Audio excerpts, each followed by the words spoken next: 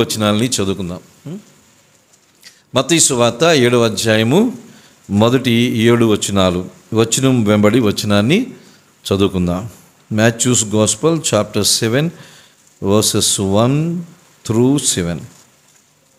మీరు తీర్పు తీర్చకుడి, లైట్ వేయాలి, అప్పుడు మిమ్మును గూర్చి తీర్పు తీర్చబడదు. మీరు చదవండి. మీరు తీర్పు చొప్పుననే మిమ్మును గూర్చి తీర్పు తీర్చబడను. మీరు కొలుచు కొలత చొప్పునే మీకును కొలవబడను. నీ కంటిలో ఉన్న దూలము నెంచక నీ సహోదరుని కంటిలోనున్న నలుసును చూచుట ఎలా? నీ కంటిలో దూలముండగా నీవు నీ సహోదరుని చూచి నీ కంటిలోనున్న నలుసును తీసి వేయమని చెప్పనేలా. వేషధారి, మొదట నీ కంటిలోనున్న దూలమును తీసివేసుకును, అప్పుడు నీ సహోదరుని కంటిలోనున్న నలుసుని తీసివేయుటకు నీకు తేటగా కనబడను. పరిశుద్ధమైనది కుక్కలకు పెట్టకుడి, మీ ముత్యములను పందులు ఎదుట వేయకుడి. వేసిన యెడల అవి ఒకవేళ వాటిని కాళ్లతో త్రొక్కి మీ మీద పడి మిమ్మను చీల్చివేయను. చాలు, 6 వచనాలు చాలు. మనము ఈ కొండ మీద ప్రసంగాన్ని ధ్యానం చేస్తున్నాం. 6 అధ్యాయాలు ముగించడం జరిగింది.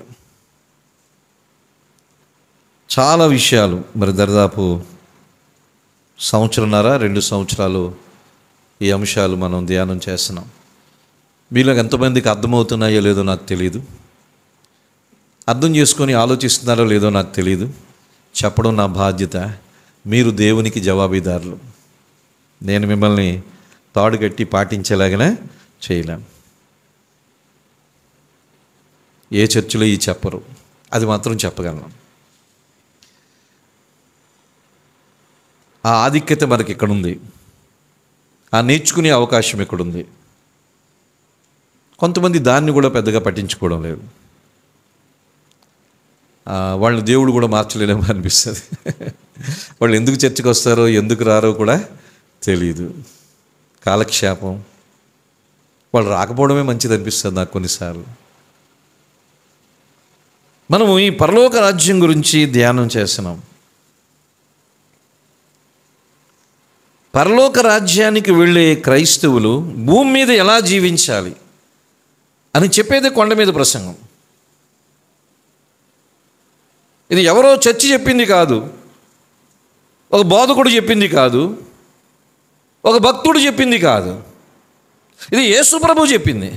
బోధకులు భక్తులు చెప్పింది డస్ట్బిన్లో వేస్తాం, అది కాదు ముఖ్యం మనకి. యేసు ఏమి చెప్పాడు అది ముఖ్యం. కానీ ఈ రోజున సంఘాలు, మా భక్తుడు ఇదో చెప్పాడు, మీకు నీ భక్తుడు ఎవరికి కావాలయ్యా? డస్ట్బిన్లో ఏ నీ భక్తుడిని నువ్వు కూడా డస్ట్బిన్లో పడు. నీ భక్తుల గురించి ఎవరికి కావాలి? యేసు ప్రభు ఏం చెప్పాడో కావాలి, వాక్యం ఏం చెప్తుందో కావాలి. ఈ రోజున చాలామందికి వాక్యం అవసరం లేదు. మా సంఘం ఇది చెప్తుందనండి. నీ సంఘం నువ్వు నరకానికి వెళ్తావు అంటే ఇక్కడ ఉన్న వాళ్ళకి నేను చెప్పడం లేదు, కొంతమంది టీవీ చూసేవాళ్ళు ఉంటారు కాబట్టి వాళ్ళకి చెప్తున్నాను నేను. నీ సంఘం నువ్వు కూడా నరకానికి వెళ్తావు. బైబిల్ చెప్పింది పాటిస్తే పరలోకం, భక్తులు చెప్పింది పాటిస్తే పరలోకం అని ఎక్కడ బైబిల్ చెప్పలేదు. యేసు ప్రభు చెప్పింది పాటిస్తే పరలోకం, భక్తులు చెప్పింది పాటిస్తే పరలోకం అని ఎక్కడ చెప్పలేదు. ఈ రోజున భక్తులు చుట్టూ తిరుగుతుంది క్రైస్తవ్యం, యేసును వదిలేసింది క్రైస్తవ్యం. భూమి మీద మనము పరలోక వాసులుగా ఎలా జీవించాలి అన్నది యేసే తన మొదటి ప్రసంగంలో చెప్పాడు. కానీ ఈ మొదటి ప్రసంగాన్ని విస్మరించింది సంఘం. ఈ మత్తయి సువార్త 5, 6 అధ్యాయాలు క్రమంగా 1 సంవత్సరం ధ్యానించిన సంఘాలు భారతదేశంలో ఎన్ని ఉన్నాయో నాకు తెలియదు, అమెరికాలో చాలా ఉన్నాయి నాకు తెలుసు. ఎందుకంటే నేను చాలా వరకు వాళ్ళ సిస్టమ్ను ఫాలో అవుతాను. అంటే సిస్టమ్ను ఫాలో అవడం అంటే వాళ్ళ పద్ధతులు కాదు. ఒక్కొక్క పుస్తకాన్ని ఒక ఆయన రోమాపత్రికని 23 సంవత్సరాలు చెప్పాడంట సంఘానికి. రోమాపత్రికని 23 సంవత్సరాలు చెప్పారంట. అది చర్చ్ అంటే అది అంటాను. చర్చ్ అంటే అలాగుండాలి. కోడి బెరికినట్టుగా ఈ వారం ఒకటి వచ్చే వారం ఒకటి చెప్పేది సంఘం కాదు. అది కరెక్ట్ టీచింగ్ కాదు. చర్చిలో 23 సంవత్సరాలు రోమాపత్రికని చెప్పారంట. 16 అధ్యాయాలు 23 సంవత్సరాలు చెప్పాడంటే ఆ సేవకుడు ఎంత కష్టపడి ఉంటాడు, ఆ సంఘం ఎంతగా వాక్యాన్ని ప్రేమించిందో అర్థం చేసుకోవచ్చు. అప్పుడే క్రమంగా వాక్యాన్ని మనం నేర్చుకోగలం. ఈ రోజున ప్రపంచంలో ప్రఖ్యాతిగాంచిన, వాక్యపరంగా ప్రఖ్యాతిగాంచిన దైవజనులు, సంఘాలు చాలా ఉన్నాయి. ఒక వచనాన్ని పట్టుకుంటే 10 వారాలు 20 వారాలు వాళ్ళు చెప్తూ ఉంటారు. అంత లోతుల్లోకి మనం వెళ్ళాలి. మనం ఒడ్డును కూర్చొని చేపలు పట్టే అలవాటు పడిపోయాం. లోపలికి వెళ్ళడానికి ఇష్టత లేదు. లోపలికి వెళ్తే పెద్ద పెద్ద చేపలు పడతాయి. ఒడ్డును కూర్చొని గేలం వేస్తే చిన్న చిన్న పడతాయి. ఆ పిత్త పెరుగులకే మనం సంతోషపడుతున్నాం. పెద్ద చేపలు మనకు అవసరము లేదు. పిత్త పెరుగులు క్రైస్తవ్యంలో ఉండిపోయాం. చిన్న చిన్న ఆ ఒడ్డును కూర్చొని దొరికే చిన్న చిన్న చేపలను బట్టి ఏం సత్యాలు చెప్పారని నేను అనుకుంటున్నాను. లోపలికి వెళ్ళవయ్యా బాబు, బోల్డు సత్యాలు తెలుస్తాయి నీకు. కొంచెం లోపలికి వెళ్ళు. ఎంతకాలం ఒడ్డును కూర్చుంటావు? క్రైస్తవుడా, సేవకుడా, లోపలికి వెళ్ళాలయ్యా. సేవకులు, విశ్వాసులు లోపలికి వెళ్ళాలి. లోపలికి వెళ్ళరు. ఎందుకంటే దీనికి కష్టపడాలి. నేను మీకు చెప్పడానికి ఎంత కష్టపడుతున్నాను, ఎంత స్టడీ చేస్తున్నాను అని చేయరు. ఏదో ఒక పద్ధతి పాటించి వెళ్ళిపోతే కాలక్షేపం, డబ్బులు వచ్చేస్తాయి. ఎంత మోసం జరుగుతుంది సంఘాల్లో. కానీ మోసం జరిగే దగ్గరికే ప్రజలు వెళ్తారు. మీకు తెలుసా? ఎక్కడ ఎక్కువ మోసం ఉంటుందో అక్కడ జనాలు ఎక్కువ ఉంటారు. సత్యం ఉన్న దగ్గరికి రారు. సంతోషం. సత్యం దగ్గర తక్కువ ఉండడమే మంచిది. యేసు ప్రభు 3.5 సంవత్సరాలు సేవ చేసి 12 మంది సంపాదించుకున్నాడు. దాంట్లో ఒకడు ఇస్కరియోతు యూదా. అంటే 11 మందే మిగిలేరు పాపం. చాలు ప్రపంచాన్ని వాళ్ళు తలకిందులు చేశారు. మనం పరలోకం వెళ్ళేవాళ్ళు మీ భూమి మీద ఎలా జీవించాలి చూడండి స్నేహితులు, అర్థం చేసుకోండి. ప్యాటర్న్ ముఖ్యం కాదు, వర్డ్ ఆఫ్ గాడ్ ఈజ్ ముఖ్యం, ఇంపార్టెంట్. మనం పరలోకం వెళ్ళాలంటే ఎలా జీవించాలో బైబిల్ చెప్తుంది, అది ముఖ్యం. సంఘానికి అది ముఖ్యం. పద్ధతులు కాదు ముఖ్యం సంఘానికి. పద్ధతులు, ఆచారాలు. ఆచారాలు ఏ వ్యక్తిని పరలోకానికి తీసుకుని వెళ్ళవు. ఏ ఆచారం ఎవరిని తీసుకుని వెళ్ళవు. చెప్పాలంటే ఆచారాలు నరకానికి తీసుకుని వెళ్తాయి. శాస్త్రులు, పరిశీలనలు ఆచారాలు ప్రారంభించి ఏం చేసి ఎక్కడికి వెళ్ళారు? నరకానికి పోయారు. ఆచారాలు నరకం. పద్ధతులు కాదు కావాల్సింది, వాక్యం వాక్యం వాక్యం. అయితే వాక్యం మనం పాటించాలి, తెలుసుకోవాలి, పాటించాలి. తెలుసుకోకపోతే పాటించడం కష్టం. తెలుసుకోవాలంటే చెప్పేవాడు ఉండాలి. చెప్పేవాళ్ళం ఇక్కడ ఉన్నాం, అందుకని మనం తెలుసుకుంటున్నాం. తెలుసుకుంటే నీ సత్యాలు మనం అవలంబించాలి, ఆచరించాలి. ధన్యతలతో ప్రారంభించాడు యేసు ప్రభు. 9 ధన్యతల గురించి చెప్పాడు. మీ వెలుగు లోకములో ప్రకాశింపనీయుడి అన్నాడు 5:16లో. నేను ధర్మశాస్త్రం నెరవేర్చడానికే వచ్చాను, కొట్టివేయడానికి రాలేదన్నాడు. ప్రతి పొల్లు, ప్రతి అక్షరము కూడా నెరవేర్చబడుతుంది అన్నాడు. నరహత్య చేయవద్దన్నాడు, వ్యభిచరించవద్దన్నాడు. నరహత్య అంటే ఏంటో చెప్పాడు, వ్యభిచరించడం అంటే ఏంటో చెప్పాడు. ఇది పాత నిబంధన గ్రంథానికి పూర్తిగా భిన్నమైంది. ఇక్కడ చంపడం కాదు, ఇక్కడ ఏదో అక్రమ సంబంధం కలిగి ఉండడం కాదు.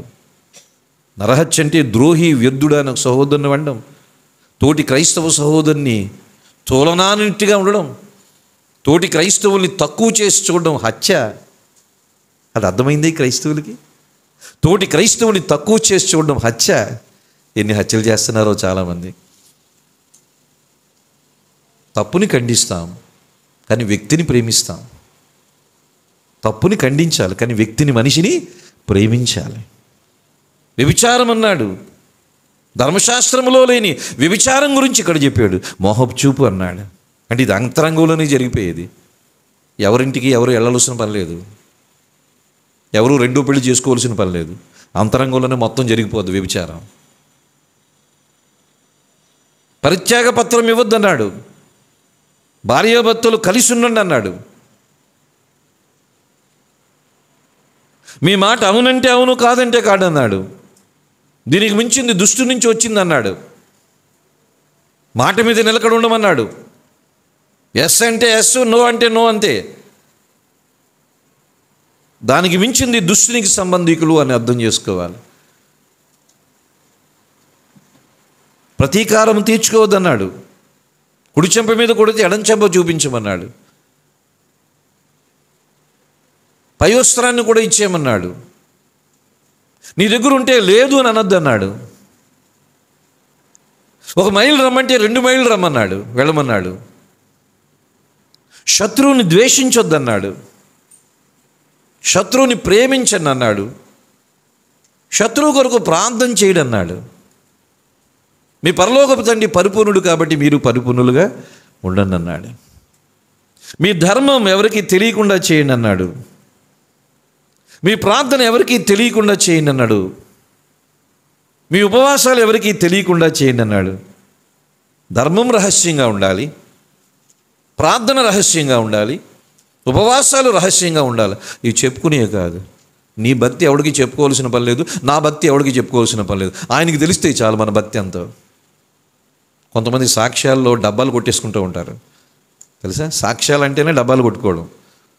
సాక్ష్యాలు కాదు, సాక్షిగా జీవిద్దాం. సాక్ష్యాలు చెప్పుకొని బతకాల్సిన లేదు, సాక్షిగా జీవిద్దాం, అది చాలు. పరలోకములో ధనం సమకూర్చుకోండి అన్నాడు. ఈ కన్ను తేటగా ఉంటే దేహమంతయు వెలుగుమయమే అని అన్నాడు. మనస్సాక్షి గురించి చెప్పాడు. మీరు ఇద్దరు యజమానులకు దాసుడు కారేరన్నాడు. ఒకరినే ప్రేమిస్తాం, ఇంకోళ్ళు ద్వేషిస్తామన్నాడు.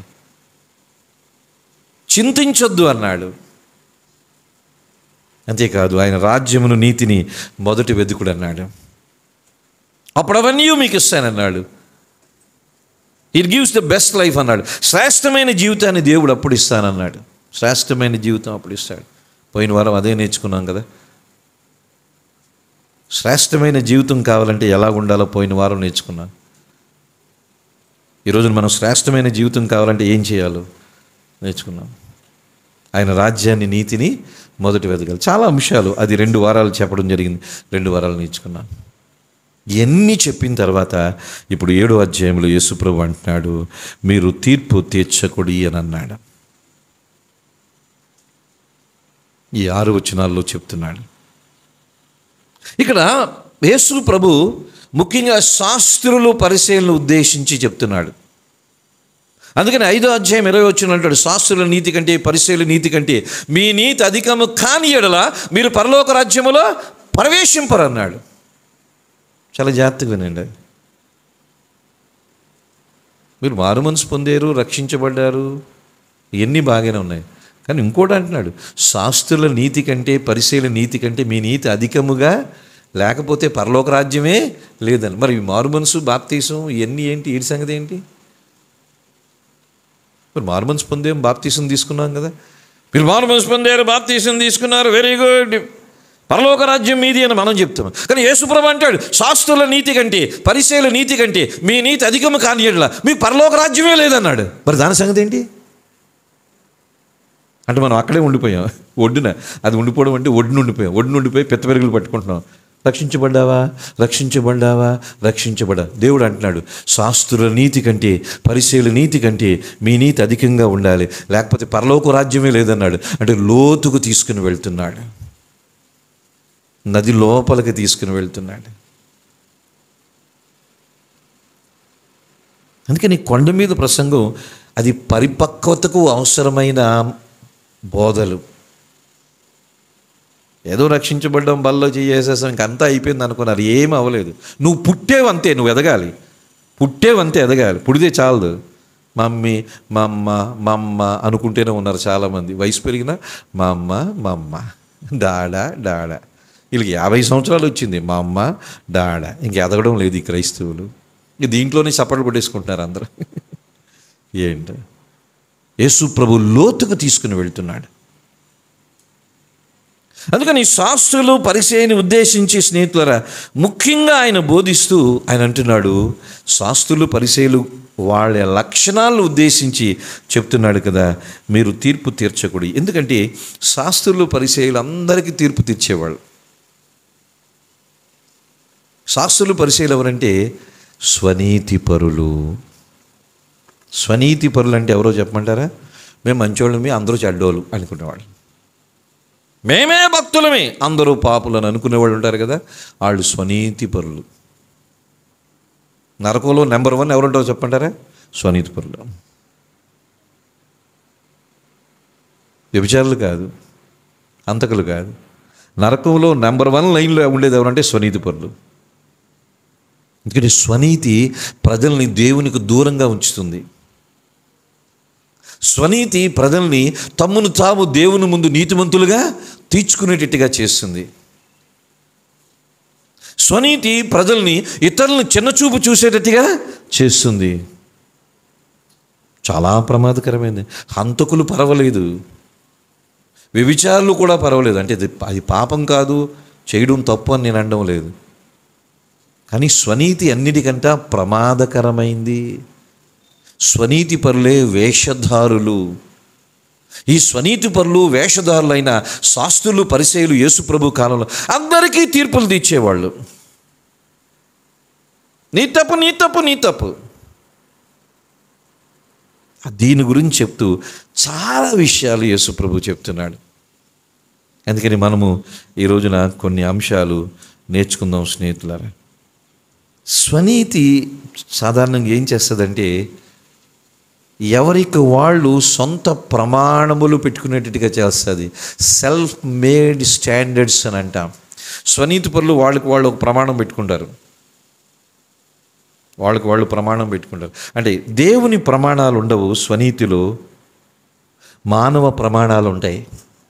మళ్ళొకసారి చెప్తున్నాను, స్వనీతిలో మానవ ప్రమాణాలు ఉంటాయి. మనుషులు కొన్ని ప్రమాణాలు స్టాండర్డ్స్ని పెట్టుకుంటారు.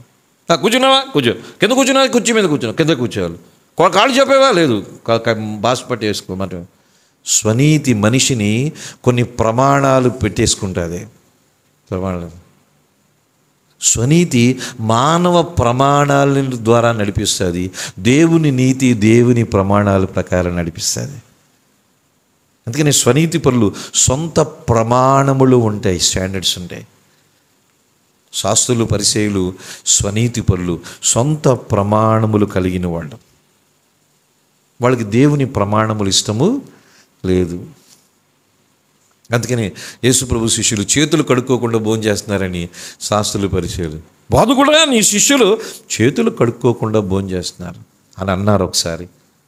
ఆ లూకా సువార్త 15వ అధ్యాయంలో శాస్త్రులు పరిసయ్యులు అంటారు, ఏంటి మీ బోధకుడు పాపులతో భోజనం చేస్తున్నాడు. బాబోయ్, వీళ్ళు పెద్ద పరిశుద్ధుల్లా, మీ బోధకుడు పాపులతో భోజనం చేస్తున్నాడండి.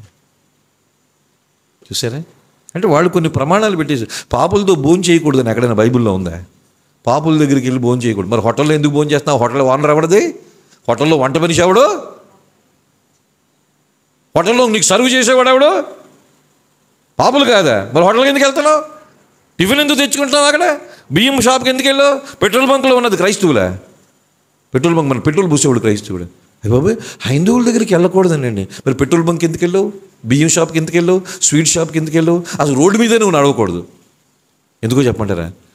భారతదేశం అంతా ఎక్కడుంది? అన్యజనుల మధ్యన. హిందువుల పెళ్ళికి వెళ్ళకూడదంట. విగ్రహారాధనకి వెళ్ళొద్దు అన్నాడు. భోజనం చేయడం ద్వారా నీకేమొచ్చిందో నష్టమే రాలేదు.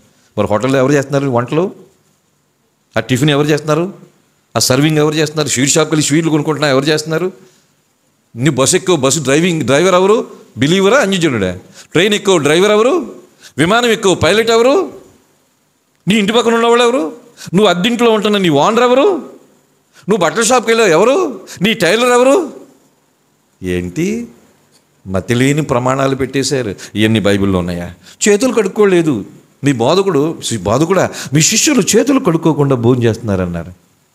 యేసుప్రభు లెఫ్ట్ హ్యాండ్ ఇచ్చేవాడు వాళ్ళకి, లెఫ్ట్ హ్యాండ్ ఇచ్చేవాడు వాళ్ళకి. వీళ్ళు బాహ్యాన్నే చూస్తారు కానీ అంతరంగాన్ని చూడరు. బాహ్య క్రైస్తవ్యం చాలా ఉంది. వాళ్ళు స్వనీతి పరులు, మానవ ప్రమాణములకు విలువిస్తారు ఈ శాస్త్రులు పరిసయ్యులు. అంతేకాదు శాస్త్రులు పరిసయ్యులు ఏం చేసేవారంటే స్నేహితులారా, బాహ్యానికి విలువిచ్చేవాళ్ళు. What looks is important for them. కనబడేది వాళ్ళకి ముఖ్యం, కనబడని అంతరంగం వాళ్ళకి ముఖ్యము కాదు. శాస్త్రులు పరిసయ్యులకి కనబడేది ముఖ్యం. ఇప్పుడు నేను రెడ్ షర్ట్ వేసుకొని వచ్చి ఇక్కడ వాకింగ్ చెప్పాను, మీరందరూ ఏమనుకుంటారో చెప్పండి. రెడ్ షర్ట్ వేసుకొని ఇక్కడ వాకింగ్ చెప్పాను ఎందుకంటే అంతకుముందు శేఖర్ అనేవాడు, అప్పుడప్పుడు రవి అంటాడు, మరి వైట్ షర్ట్ ఎందుకన్నా కొంచెం కలర్ షర్ట్ వేసుకొని రావచ్చు కదా అని. తప్పేముంది? నా షర్టు రంగు ముఖ్యం కాదు, నా హృదయం రంగు ముఖ్యం. కానీ మీరు నా హృదయం రంగును చూడరు, నా షర్ట్ రంగును చూసి ఈయన పరిశుద్ధుడు అని అనుకుంటారు. అంటే ఎంతవరకు శాస్త్రులు పరిచయాలు మనమే అయిపోయాము కదా. ఒక ఆయన అన్నాడు, తలకు రంగు వేసుకుంటే, నేను తలకు రంగు వేసుకుంటాను. ఇది 20 సంవత్సరాల నుంచి జరుగుతుంది. అయితే నేను అన్నాను, నా హృదయానికి మాత్రం రంగు లేదు బ్రదర్ అన్నాను. నేను తలకు రంగు వేసుకున్నాను, నువ్వు హృదయానికి రంగు వేసుకుంటున్నా, అది ఎవరికి కనబడదు. అంటే రంగు వేసుకోమని నేనేం చెప్పడం లేదు. ఈ రంగు వేసుకోవడం ద్వారా చాలా సమస్యలు వచ్చినాయి. ఎందుకంటే ప్రతీ నెల వేసుకోవాలి. ఇంకా అలవాటు అయిపోయిన తర్వాత ప్రతీ నెల వేసుకోవాలి. పిల్లలు మీరు పంటాం కదా, అది వచ్చేసింది మా అమ్మది. అందుకని ఎవరు వేసుకోవద్దు, ఎందుకంటే దానికి ప్రతీ నెల దానికి అదొక డ్యూటీ అయిపోద్ది. ఆ బార్బర్ షాప్కి వెళ్ళినప్పుడు కల్లా ఒక డ్యూటీ అయిపోద్ది. అందుకని తల లేకుండా గుండు ఉంటే చాలా హ్యాపీ, ఈ గొడవే ఉండదు ఎవరికి. నువ్వు వేసుకోమని ఏం చెప్పడం లేదు. మరి పౌడర్ రాసుకుంటున్నావు, ఇస్త్రీ చేసిన షర్ట్ వేసుకుంటున్నావు, మడత పడిపోయిన చీర కట్టుకోవచ్చు కదా. ఇస్త్రీ చేసుకోకుండా చీరలు ప్యాంట్లు వేసుకోవచ్చు కదా. అంటే రంగు వేసుకుంటేనే పాపి, నువ్వు ఇస్త్రీ చేసుకునే షర్ట్ వేసుకుంటే పరిశుద్ధుడు అయిపోయావా? అని చెప్పులు ఎందుకు వేసుకొచ్చావు అసలు? నువ్వు కాళ్ళ నరకని రావచ్చు కదా. అంటే చూడండి, వాళ్ళకి అనుకూలమైనవి స్టాండర్డ్స్ పెట్టేశారు. ఎవరికి ఏది అనుకూలమో అది స్టాండర్డ్ పెట్టారు. రంగు తలకి వేసుకో, వద్దనడం లేదు, అది అలవాటు చేసుకోకండి, వదిలేయడం మంచిది. కానీ హృదయానికి మాత్రం రంగు వేసుకోవద్దా. హృదయం నిర్మలంగా ఉంచుకోండి, హృదయంలో ఉన్నదున్నట్టుగా మాట్లాడండి. శాస్త్రులు పరిచయ ప్రమాణాలు ఏంటంటే బాహ్యంగా ఉంటాయి, అంతేకాదు వాళ్ళు బాహ్యానికి విలువిస్తారు, అంతరంగాన్ని విడిచిపెట్టేశారు. అంతేకాదు ఈ శాస్త్రులు పరిచయాల కంటే జాలి, దయ, కరుణ, కృప అస్సలు లేదు. చాలా కఠినులు. ఎక్కడైనా తప్పు జరిగితే ఖైమా కొట్టేస్తారు మనుషుల్ని. ఎక్కడైనా తప్పు జరిగిందా, జాలి, దయ, కరుణ లేకుండా. యేసుప్రభు అయితే పాపంలో పట్టుబడిన స్త్రీ అమ్మ అన్నాడు. అదే సమయంలో ఒక శాస్త్ర పరిచయుడు ఏం చెప్పారు? రాళ్ళు తీయండిరా, కొట్టి చంపడాడు. శాస్త్రులు పరిచయులు ఆ రోజున ఆ పాపంలో పట్టుబడిన స్త్రీని చంపుతారు. యేసుప్రభు బ్రతికించాడు. వాళ్ళైతే చంపడానికి వచ్చారు.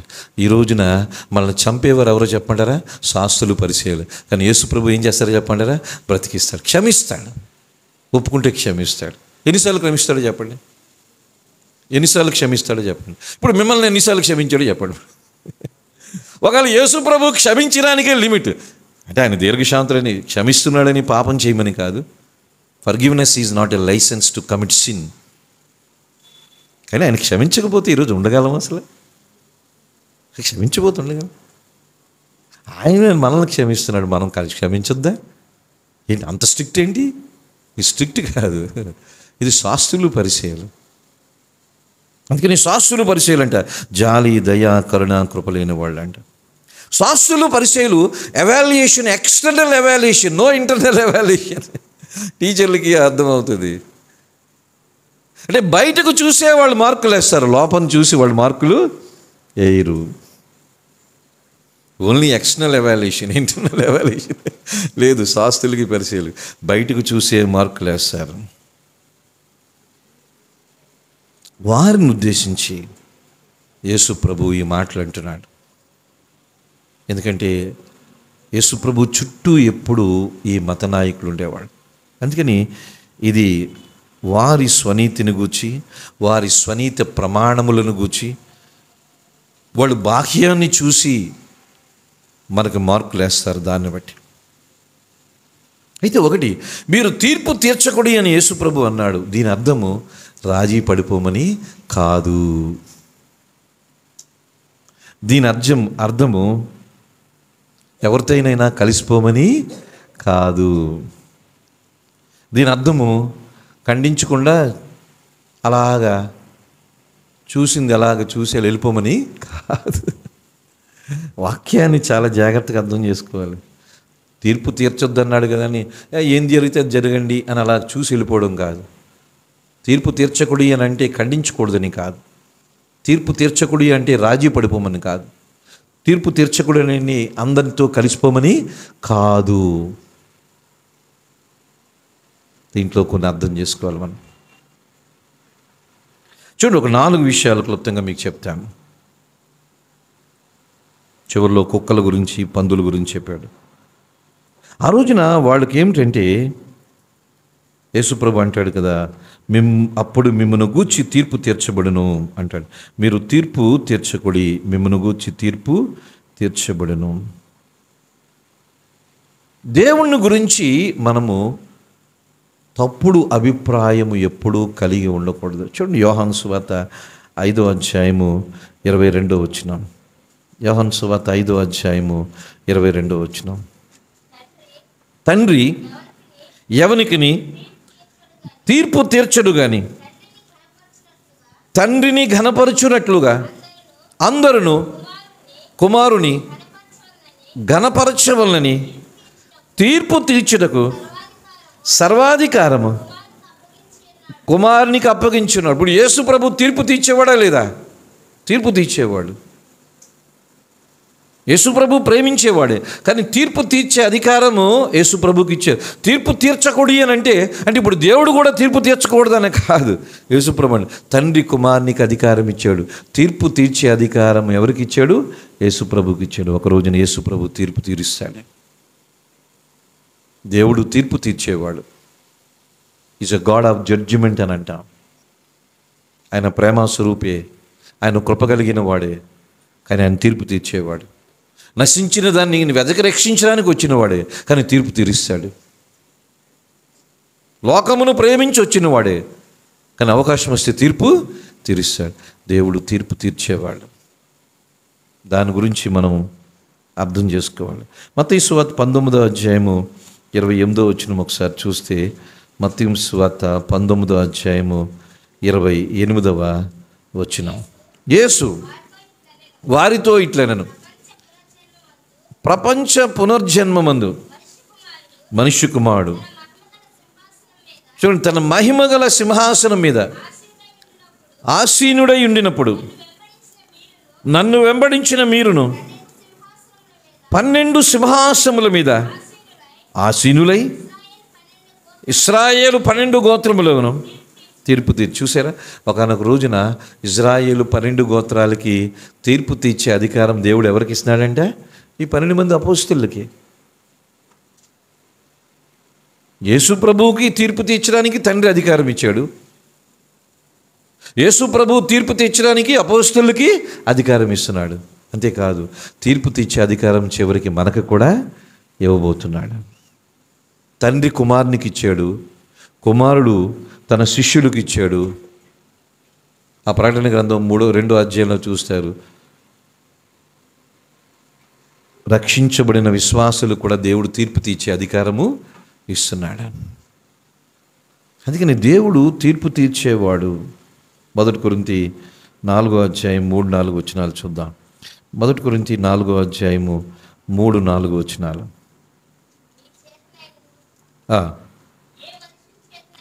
ఏ మనుష్యుని చేతనైనను నేను విమర్శించబడుట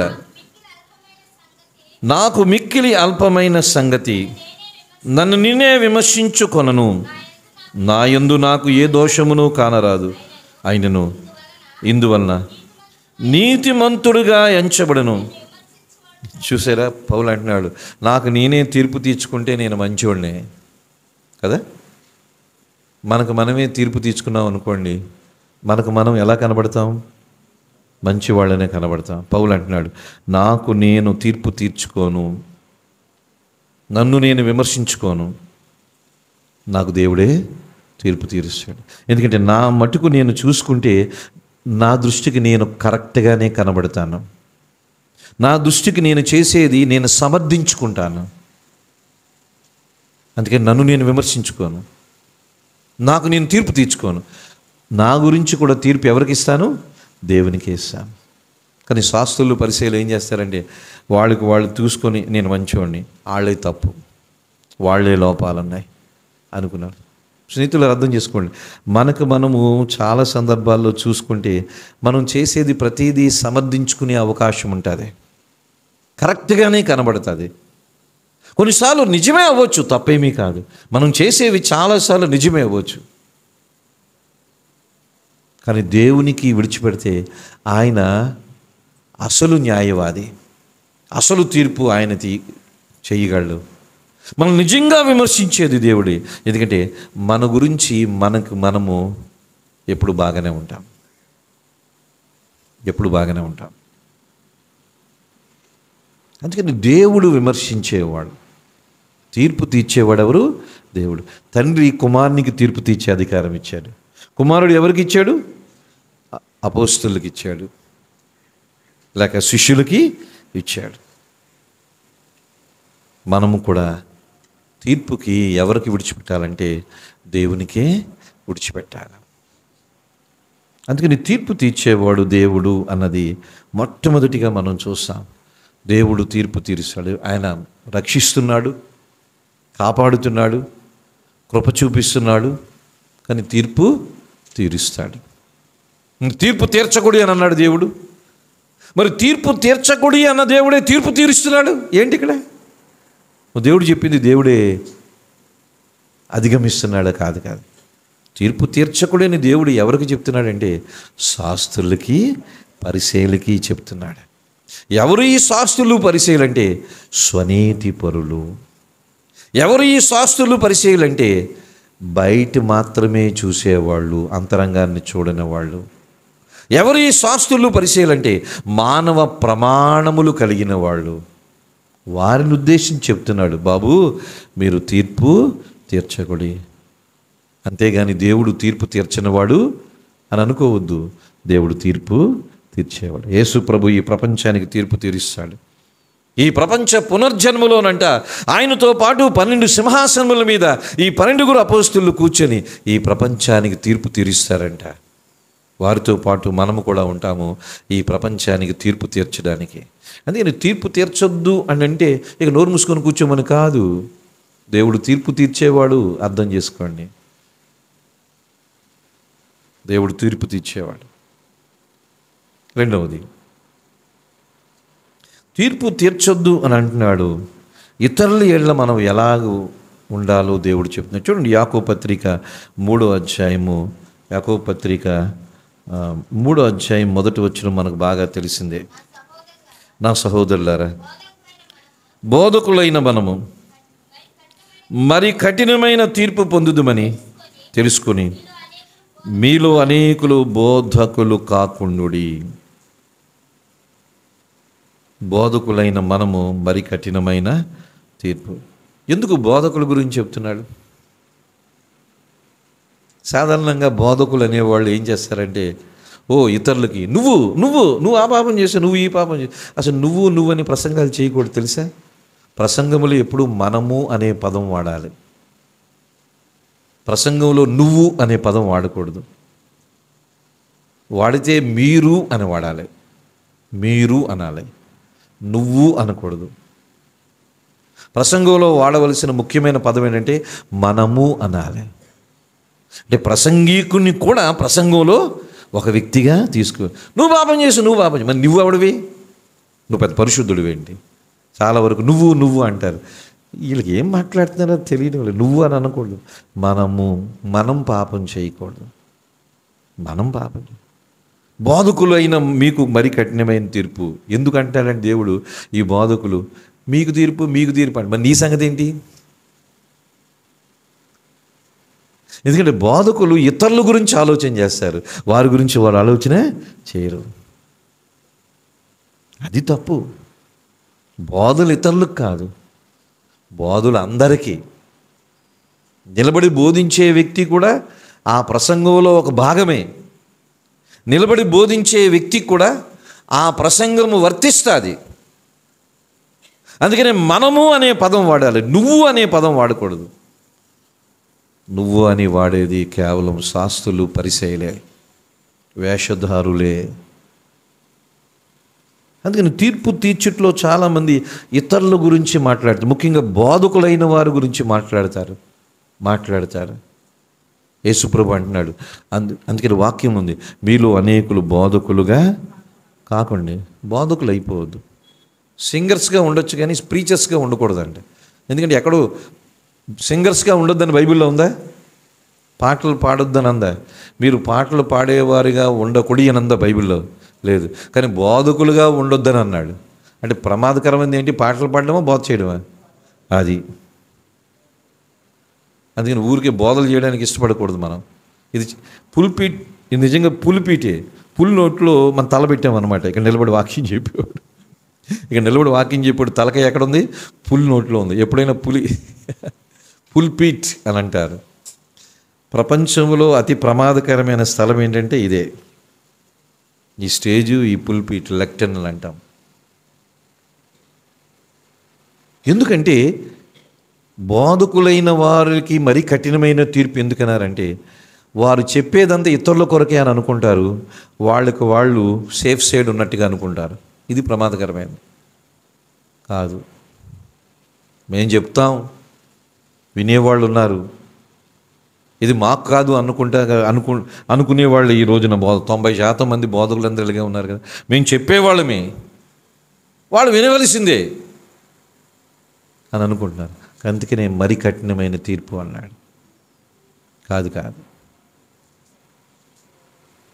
అందుకని తీర్పు తీర్చడం అంటే ఏదో ఇతరులకు బోధించేస్తే కుదరదు.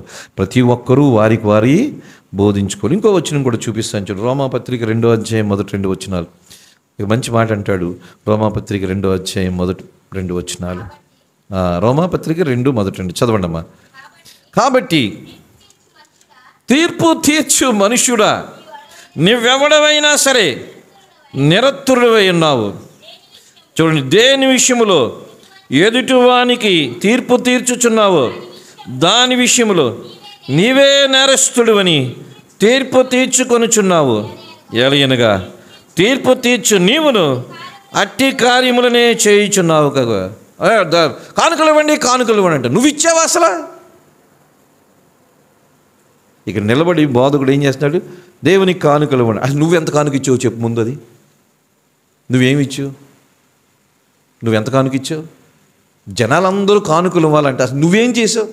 నువ్వు దేవునికి కానుకలు ఎక్కడి నుంచి ఇచ్చావు? ఎవరో ఇచ్చింది నువ్వు ఇవ్వడం కాదు, నువ్వు కష్టపడి దేవునికి ఏమి ఇచ్చావు అంటే దేవుడు ఏమంటున్నాడంటే, ఇతరులకు చెప్తున్నావు, నువ్వు పాటించడం లేదు, జాగ్రత్త, నువ్వు తీర్పులోనికి వస్తావు. ఇదొక ఉదాహరణ చెప్పాను, ఇవ్వడంలో ఉదాహరణ. ఇవ్వండి అని అంటే నువ్వెంత ఇచ్చావయ్యా? నువ్వేమిచ్చావు?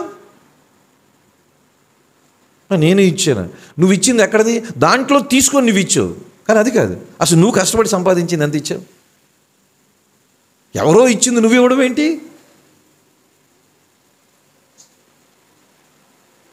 చూసారా, ఎవరు తీర్పులోనికి వస్తారంటే చెబుతూ చెయ్యకుండా ఉంటారు కదా. ఏం మనుషుడా, నువ్వు నిరత్తుడు అంటాడు. నువ్వెవరైనా సరే నువ్వు నిరత్తుడు అంటే అర్థం ఏంటో చెప్పమంటారా? నిరత్తుడు అంటే ఇక సమాధానం చెప్పలేడు. దేవుని ముందు ఇలా నిలబడాలంటే అటెన్షన్, ఇంతే. నిరత్తుడు అంటే నోటి మీద వేలేసుకోవాలి. చెప్పగో, డోంట్ టాక్ అంటున్నాడు దేవుడు. నువ్వెవడమైనా సరే డోంట్ టాక్ అంటున్నాడు. నిరత్తుడు అంటే డోంట్ టాక్. అందరికి ఇవ్వమని చెప్పావు, నువ్వు ఇచ్చావా? అందరికీ టైంకి రమ్మన్నావు, నువ్వు వచ్చావా? అందరినీ అచ్చేయమన్నావు, నువ్వు చేసావా? కాదు ప్రభా, డోంట్ టాక్, నోటి మీద వేలేసుకో. నిరత్తుడు అంటే నోటి మీద వేలేసుకోమన్నా. బైబిల్లో అన్ని కఠినమైన పదాలు దేవుడు. నిరత్తుడు అంటే డోంట్ టాక్, నోటి మీద వేలేసుకో, మాట్లాడుకో అంటున్నా. నువ్వు ఎవడవైనా సరే అన్నాడా లేదా? నువ్వు ఎవడవైనా సరే అంటే అర్థం ఏంటంటే, నువ్వు బోధకుడువా, పాస్టర్వా, బిషప్వా, ఎవడవైనా సరే డోంట్ టాక్, నోరు మూసుకో. ఎందుకంటే నువ్వు చెప్పావు కానీ నువ్వు చేయలేదు.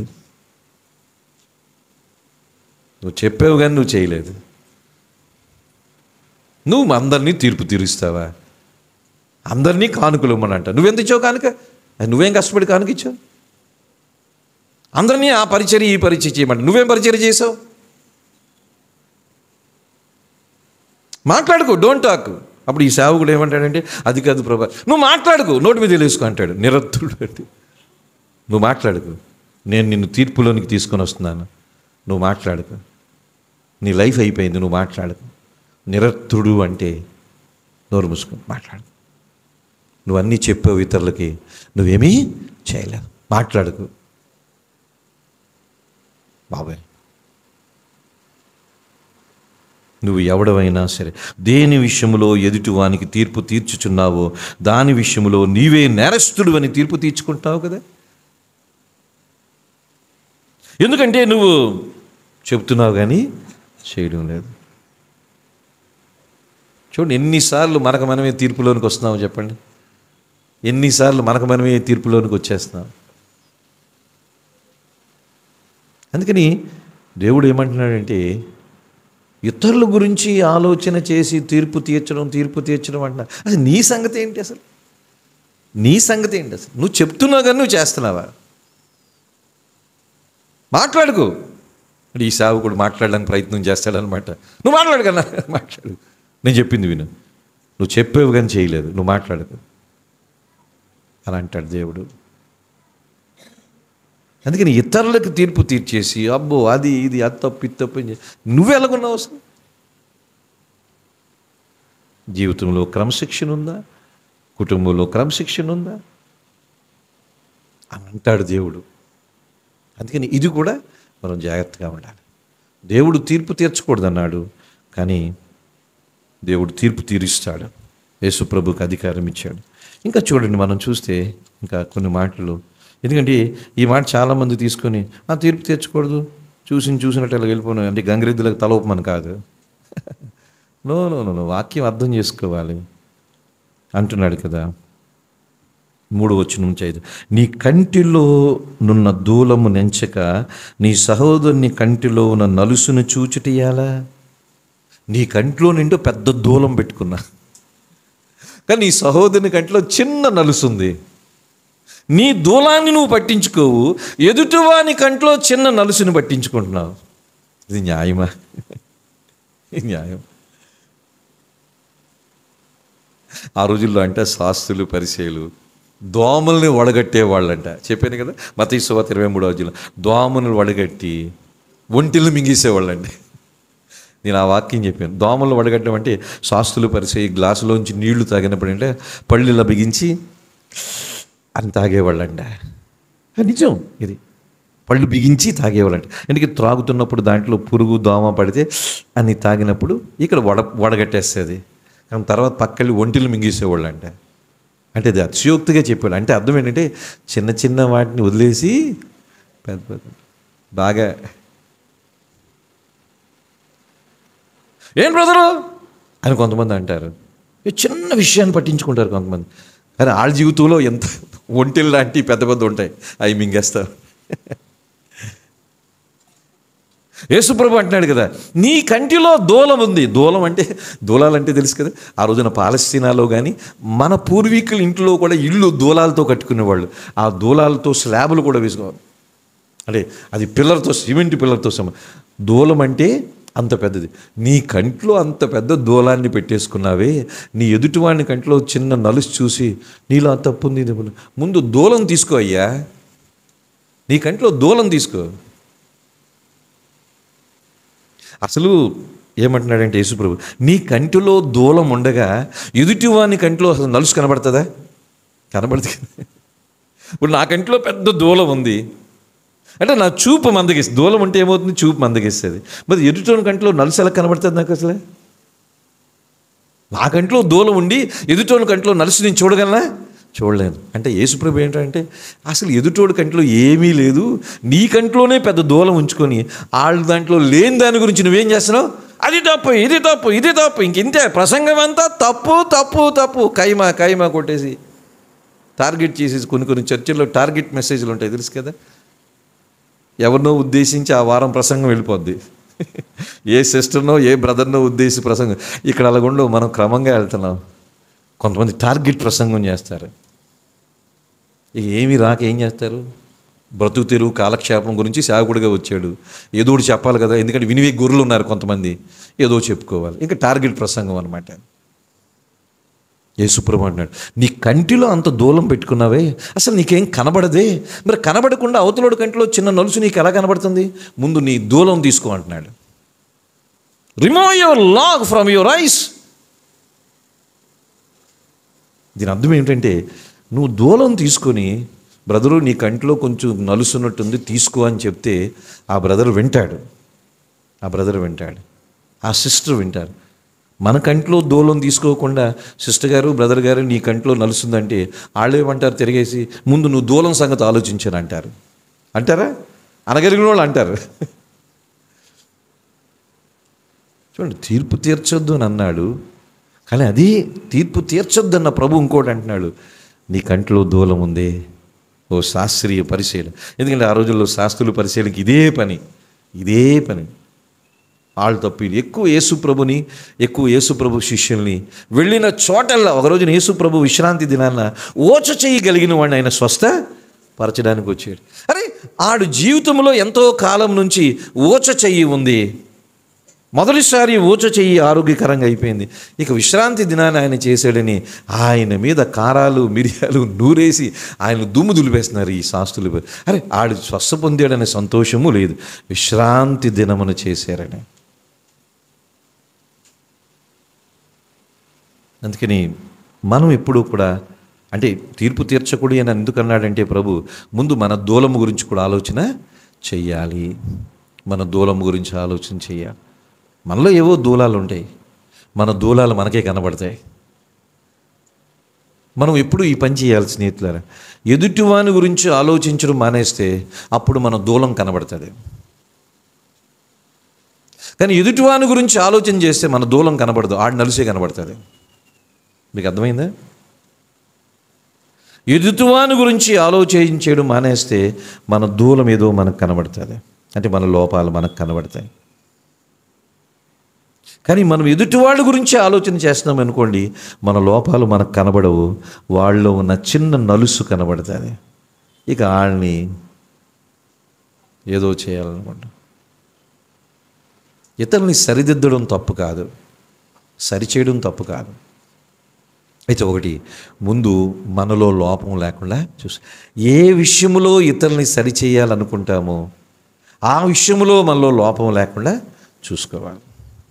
సరిచేయొద్దని ఎక్కడ చూడండి, గలతీపత్రిక 6వ అధ్యాయం మొదట వచ్చిన, గలతీపత్రిక 6వ అధ్యాయం మొదట సరిచేయమని బైబిల్లో ఉంది. గలతీపత్రిక 6వ అధ్యాయం మొదట వచ్చిన చదవండి అమ్మా. సహోదరులారా, ఒకడు ఏ తప్పిదములోనైనను చిక్కుకొని నేడ్లా, చూడండి, ఆత్మ సంబంధులైన మీలో ప్రతివాడు తానును శోధింపబడునేమో అని తన విషయమై చూచుకొనుచు సాత్వికమైన మనస్సుతో అట్టివన్నీ మంచి దారికి తీసుకుని రావాలి. ఇతరులు తప్పులు చేస్తున్నారు, ఇతరులు పడిపోతున్నారు, పడిపోయిన వ్యక్తిని సరి చెయ్యాలి. అయితే ఒకటి, ఎలా చెయ్యాలంటే, మనము కూడా భవిష్యత్తులో ఆ తప్పులో పడిపోతామేమో అనే భయం మనలో ఉండి సాత్వికమైన మనస్సుతోనంట అవతల వాళ్ళ దగ్గరికి వెళ్ళి, బ్రదరు ఏమనుకోవద్దు, ఇలాగంటున్నానని ఏమనుకోవద్దు, ఈ చిన్నది కొంచెం బాగుంటుందేమో అన్నట్టుగా సాత్వికంతో చెప్పాలి.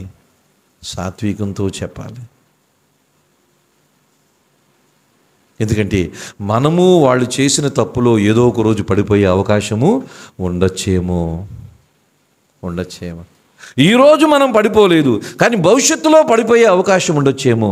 అందుకని పడిపోయిన వారి విషయంలో ఏం చేయాలంట, తానును శోధింపబడుదునేమోనని తన విషయమై చూసుకొనొచ్చు. అంటే మనం జాగ్రత్త పడుతూ సాత్వికమైన మనసుతో అట్టి వానిని మంచి మార్గానికి తీసుకెళ్ళాలి. సాత్వికంతో ఉండాలి. ఊరికే మాటలు విసరకూడదు.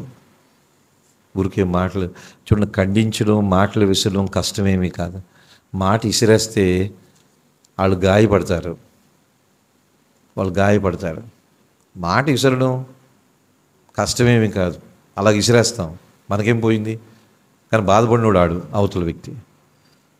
అందుకని సాత్వికమైన మనసుతోనంట అట్టివాన్ని మంచి దారికి తీసుకొని రావాలి అని దేవుడు అంటున్నాడు. అందుకని మనము ఎప్పుడు పరీక్షించుకోవాలి. మన కంటిలో దూలము, కన్ను అంటే మన హృదయం అనుకోవచ్చు. మన హృదయంలో ఏ దూలాలు ఉన్నాయి, మన హృదయంలో ఏ లోపాలు ఉన్నాయి, వాటిని తీసుకుందాం. అప్పుడు ఎదుటివాని కంట్లో నలుసు గురించి చెబుదాము. అది చెప్పినప్పుడు కూడా ఎలా చేయాలి, సాత్వికమైన మనసుతో చేయాలి, మంచి మనసుతో మనము చెయ్యాలి దేవుడు అంటున్నాడు. అందుకని 51వ సంకీర్తన చూడండి. 51వ సంకీర్తనలో దావీదు తాను చేసిన పాపాన్ని బట్టి పశ్చాత్తాపం చెందుతూ చాలా మంచి మాట అక్కడ తెలియజేస్తున్నాడు. 51 సంకీర్తనలో 14 వచనములో 3వ లైన్ చదువుతున్నాను. 3 అప్పుడు నా నాలుక నీ నీతిని గూర్చి ఉత్సాహగానము చేయును. ప్రభువా, నా నోరు నీ స్తుతిని ప్రచురపరచునట్లు నా పెదవులను తెరువము. ఎప్పుడంట? అప్పుడు 13వ వచనం కూడా, అప్పుడు అతిక్రమము చేయి వారికి నీ త్రోవలను బోధించెదను, పాపులను నీ తట్టు తిరుగుదు. అప్పుడు ఎప్పుడంట? అప్పుడు. అప్పుడంటే ఎప్పుడు?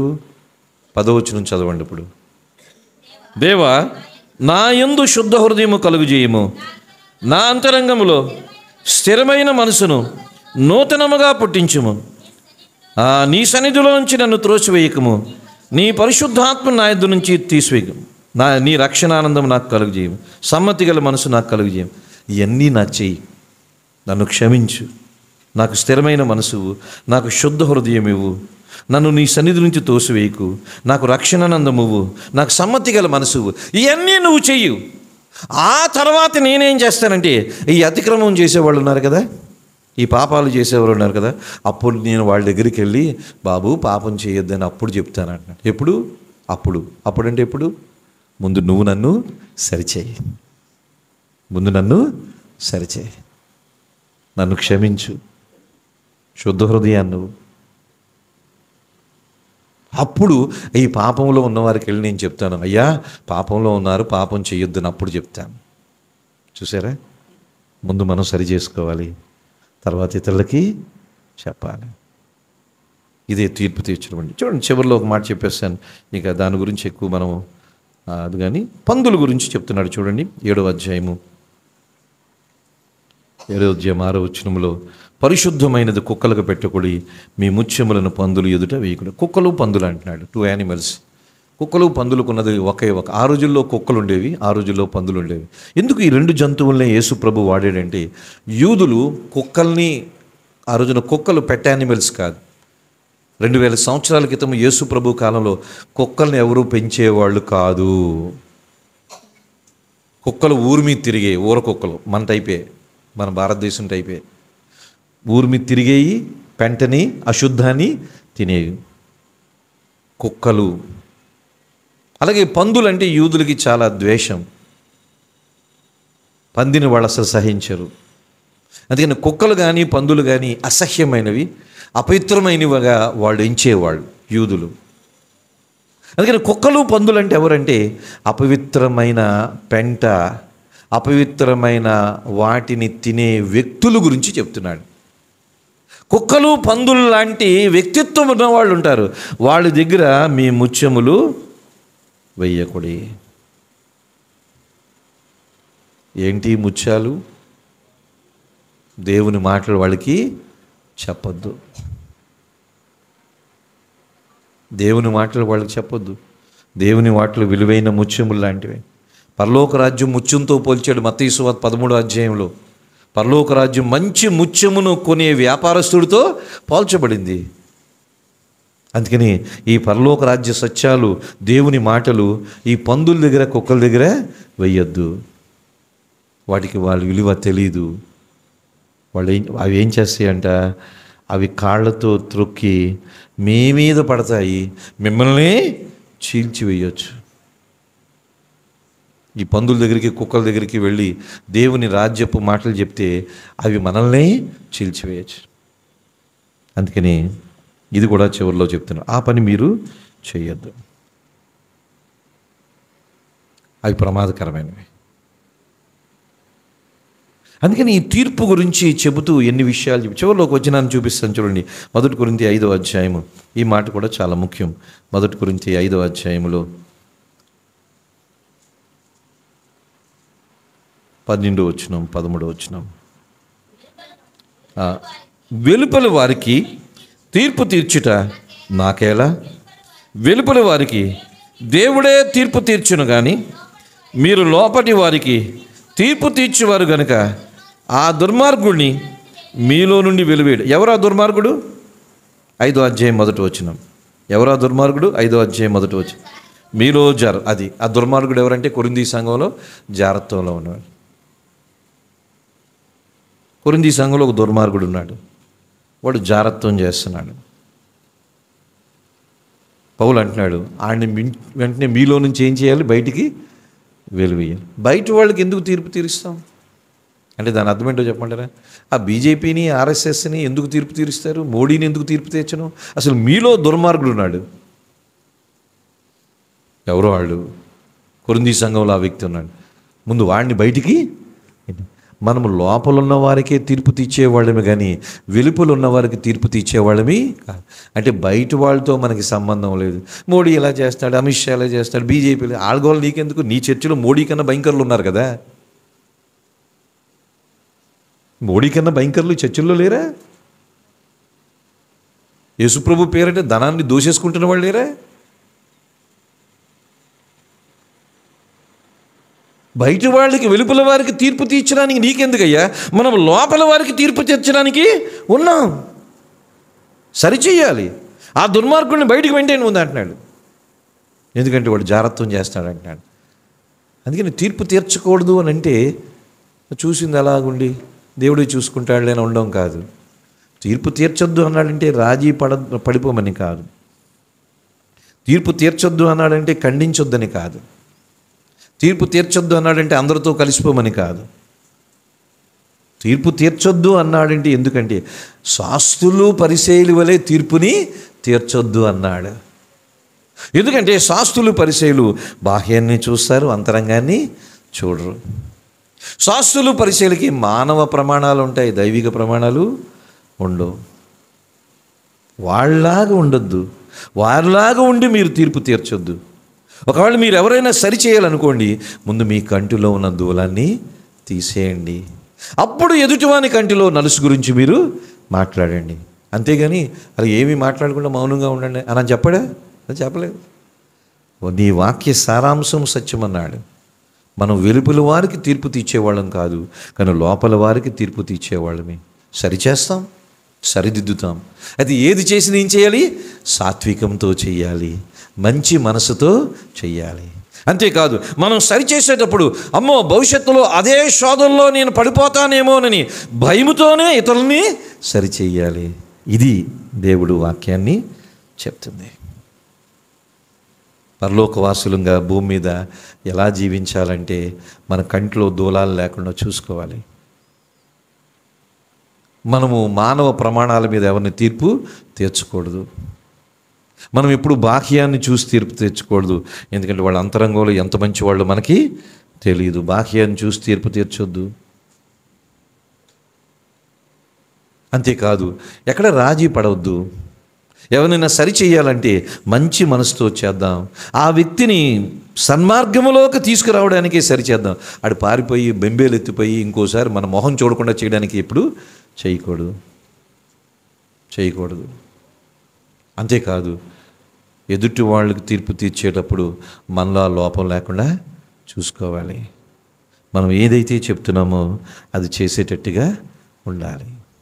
కళ్ళు మూసుకుందాం, ప్రార్థన చేసుకుందాం, బల్లో పాల్గొందాం. దేవుడు బ్రదర్ ఒకసారి బల్లో పాల్గొందాం. ఒకసారి మనకు మనం పరీక్షించుకుంటూ, మనకు మనం పరిశోధించుకుంటూ ఏంటి ఎన్నిసార్లు మనకి స్వయం సెల్ఫ్ ఎవాల్యుయేషన్ ఉండాలి. మనకు మనం వ్యక్తిగతంగా ఆ మైక్ ఇవ్వాలి. మనకు మనం వ్యక్తిగతంగా పరీక్షించుకోవాలి. ఒకవేళ ఇతరులను మనం సరిచేయాలంటే తప్పనిసరిగా సరిచేయచ్చు. అయితే ఒకటి, మన కంటిలో దూలాలు లేకుండా చూసుకోవాలి. చేయొచ్చు తప్పనిసరిగా, కానీ మంచి మనసుతో చేయాలి, సాత్వికంతో చేయాలి.